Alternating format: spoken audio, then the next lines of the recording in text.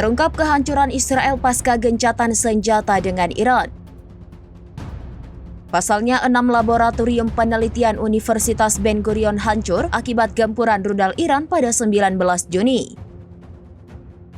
Kehancuran ini mengakibatkan proyek yang digarap selama bertahun-tahun hancur dan sia-sia. Rentetan kehancuran itu terjadi saat rudal Iran menghantam kampus pusat medis Universitas Soroka pada 19 Juni lalu. Dikutip dari The Times of Israel, kerusakan itu baru disampaikan lembaga pendidikan dalam pembaharuan pasca gencatan senjata. Universitas Ben Gurion mengatakan 6 laboratorium hancur lebur dan 9 lainnya mengalami kerusakan parah. Rudal Iran juga menghancurkan ruang kelas, laboratorium pengajaran, dan ruang bedah Fakultas Ilmu Kesehatan.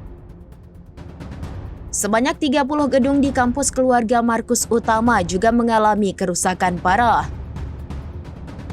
Pihak universitas masih menghitung dan memperkirakan kerugian. Diperkirakan kerugian itu mencapai ratusan juta shekel. Universitas Ben Gurion mengatakan pekerjaan atau proyek yang dikerjakan selama bertahun-tahun kini hanya sia-sia. Pasalnya terdapat berbagai proyek penelitian di bidang kedokteran dan biologi yang saat ini sudah hancur lebur.